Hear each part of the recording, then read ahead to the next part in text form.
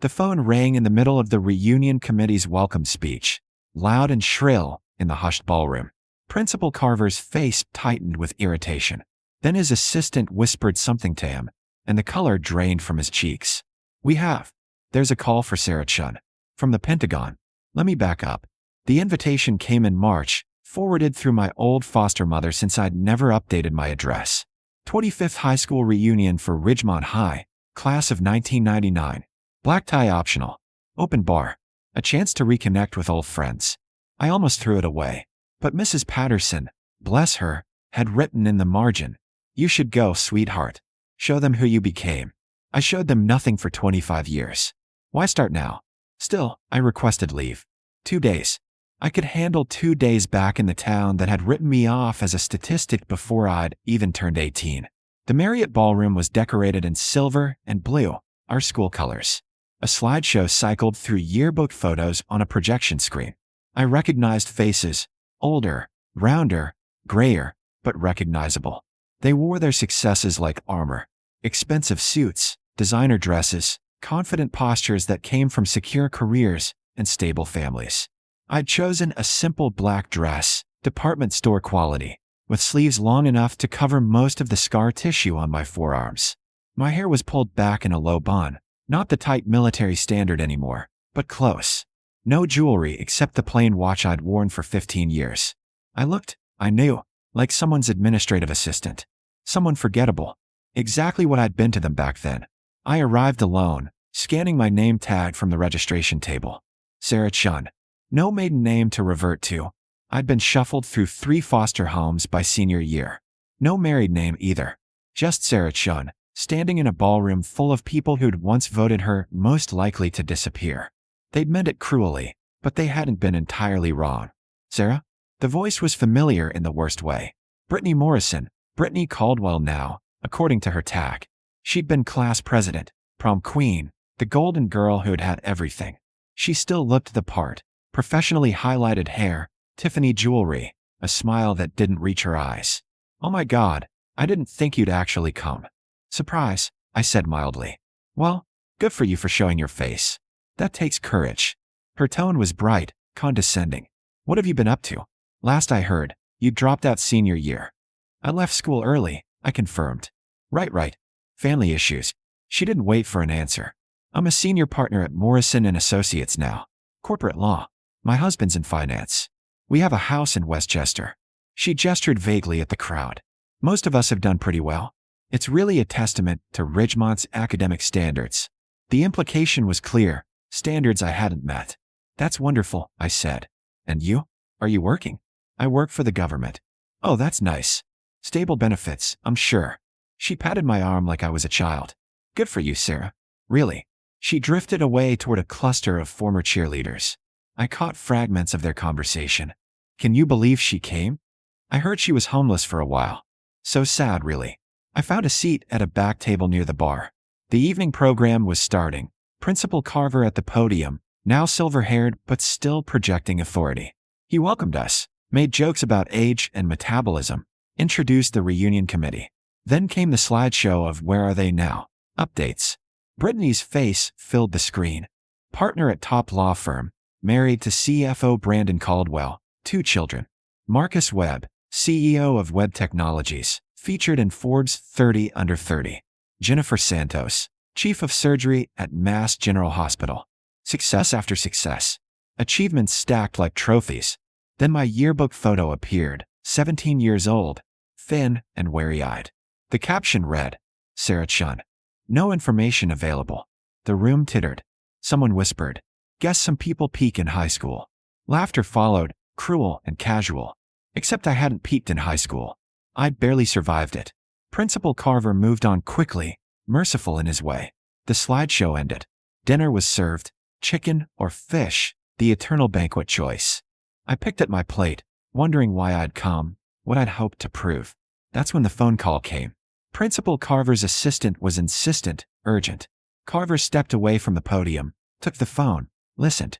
His expression shifted from annoyed to confused to something like shock. There's a call for Sarah Chen. From the Pentagon. The room went silent. Heads turned, searching. I stayed very still. "Sarah? Carver's voice was uncertain. Sarah Chen, are you here? I raised my hand slightly. All eyes found me. They're asking to speak with you. They say it's urgent and official. He held out the phone like it might explode. Something about a ceremony? I stood slowly, crossed the ballroom under the weight of 100 staring eyes. The whispers followed me. Pentagon. What ceremony? That can't be right. I took the phone. This is Chen. The voice on the other end was crisp, female, professional.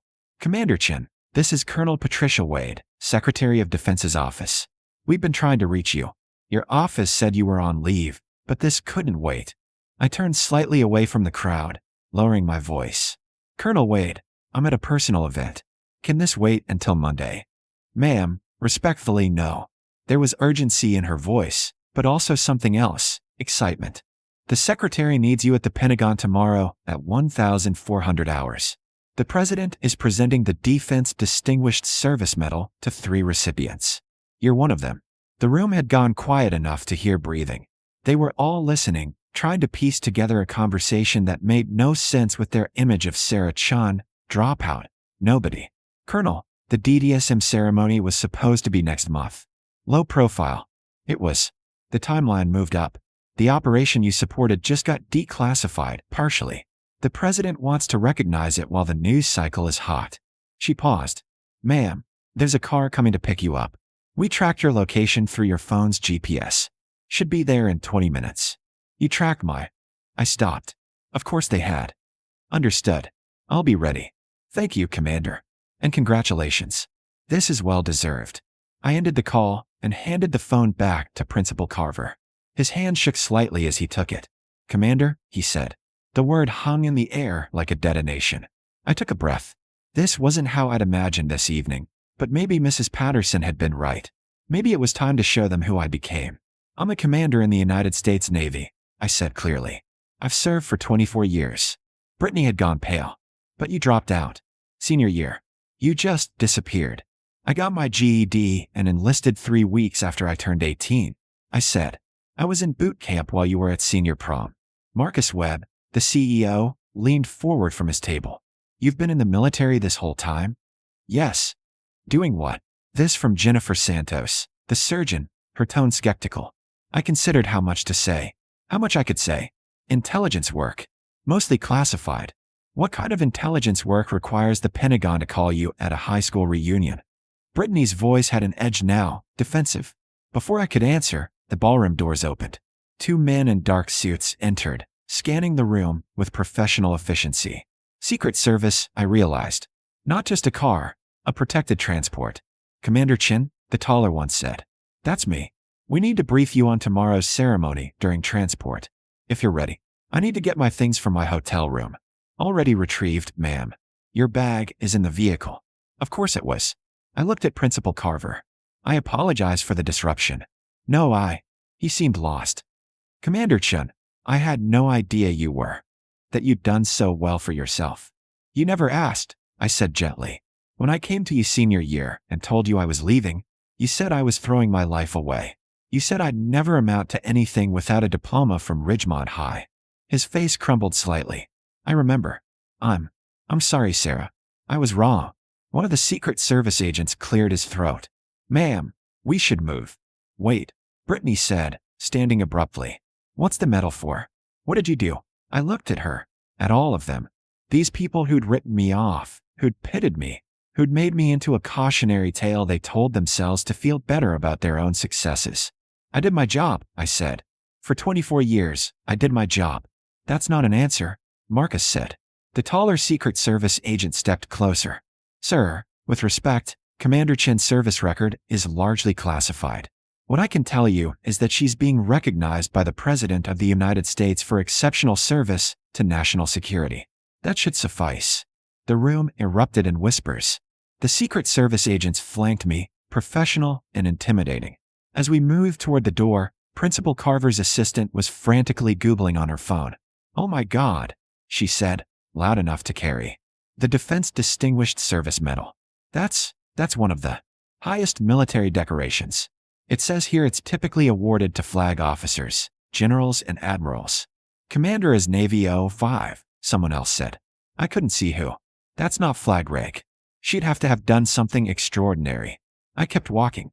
Behind me, the whispers grew louder, more frantic. Pull up Sarah Chen Navy. Try Commander Sarah Chen. Add intelligence. She said intelligence work. My phone buzzed in my purse. Then again. And again. Friend requests, probably. Messages from people who hadn't spoken to me in 25 years, suddenly very interested in reconnecting. The Secret Service agents led me through the lobby to an armored SUV idling at the curb. As the door closed behind me, I caught a glimpse of faces pressed against the ballroom windows. Watching, finally paying attention. The younger agent settled into the front seat and turned back to me. Ma'am, we have your dress uniform in the back. Colonel Wade asked me to brief you on the ceremony protocol. The President will present the medal at 1,400 hours. There'll be a reception afterward with senior DoD officials and select members of the Senate Intelligence Committee. Who are the other recipients? I asked. General Marcus Rivera, for strategic operations in the Pacific Theater. And you for? He consulted his tablet. For exceptionally meritorious service as Director of Strategic Intelligence Analysis, leading the task force that dismantled the largest foreign intelligence network operating on U.S. soil in 30 years. The ceremony was everything I'd spent my career avoiding. Public, prominent, focused entirely on individual recognition rather than team success. The Pentagon's Hall of Heroes was filled with dignitaries, senior officers in dress uniforms so heavy with decorations they looked like armor, and a press pool recording everything. I stood at attention in my service dress blues, the uniform I'd earned over 2 decades of 16-hour days, missed holidays, and operations that would stay classified until I was too old to care about Vindication. The weight of it felt right. The shoulder boards with my rig, the ribbons representing deployments and commendations, the badges that spoke to schools completed and qualifications earned. General Rivera received his medal first. His citation was partially redacted but spoke of strategic brilliance and decisive leadership. The applause was thunderous. Then it was my turn. The President's military aide read the citation. For exceptionally meritorious service as Director of Strategic Intelligence Analysis at the Office of Naval Intelligence. Commander Chen led a multi-agency task force that identified, tracked, and neutralized a sophisticated foreign intelligence operation that had penetrated multiple defense contractors and government agencies. Her analytical brilliance and tireless dedication over 3 years resulted in the arrest of 47 individuals, the protection of classified weapons systems data, and the preservation of critical national security interests. Her service reflects the highest credit upon herself and the United States Naval Service. The President stepped forward, holding the medal, a star suspended from red, white, and blue ribbon. Up close, he was shorter than he appeared on television, but his presence was formidable nonetheless. Commander Chen, he said, his voice carrying across the hall, your country owes you a debt we can never fully repay. What you accomplished saved lives and protected our national security in ways the public may never fully understand. But we understand, and we are grateful. He pinned the medal to my uniform. The weight of it was nothing compared to the weight I'd carried for years. The secrets, the isolation, the knowledge that my successes would never be celebrated because celebrating them would compromise the work. But here, now, surrounded by people who understood what that meant, I felt something shift. After the ceremony, there was a reception. Officers I'd worked with came to congratulate me. The Director of Naval Intelligence, a 3-star admiral who'd been my commanding officer, gripped my shoulder. Chen, you earned this 10 times over. Best analyst I've ever commanded. A senator from the Intelligence Committee cornered me by the hors d'oeuvres. Commander, I read the classified brief on your task force. Remarkable work. The ramifications of what you prevented. We're talking potential compromise of our entire Pacific defense strategy. Thank you, Senator. It was a team effort. I'm sure it was. But teams need leaders. He smiled. What's next for you? I have 2 more years until retirement eligibility. And then, I haven't thought that far ahead. As the reception wound down, Colonel Wade found me. Commander, you have about 50 media requests waiting. The Navy Public Affairs Office wants to schedule interviews. Tell them no, I said. She smiled slightly. I told them you'd say that. But there's one request you might want to consider. She handed me a tablet. On the screen was an email from Principal Carver at Ridgemont High. Commander Chen, I realize I have no right to ask this, but our students, particularly our students from difficult backgrounds, would benefit enormously from hearing your story. Would you consider speaking at our school? We'd be honored to have you. I stared at the message for a long moment. 25 years ago, he told me I was worthless. Now he wanted me to inspire the students who sat where I'd once sat, scared and alone and certain they'd never amount to anything. Tell him yes, I said, but not as a special assembly. I want to talk to the students who are struggling, the ones in foster care, the ones working 2 jobs, the ones everyone's already written off. Colonel Wade nodded. I'll coordinate it. My phone had been buzzing all day. I finally looked at it during the car ride back to my hotel. Hundreds of messages. Friend requests from people I'd barely remembered. But one message stood out, from Brittany Morrison. Sarah, I owe you an apology. I was cruel and dismissive, and I'm ashamed of how I treated you, both in high school and last night. What you've accomplished is extraordinary. I'm sorry I never saw it. If you're willing, I'd like to buy you coffee and apologize properly. I typed back, I'm returning to Ridgemont next month to speak to students. Maybe we can talk then. Her response came quickly. I'd like that. And Sarah, thank you for your service. The school visit happened on a Tuesday. Principal Carver had aged another 5 years in the month since the reunion. Guilt did that, I'd learned.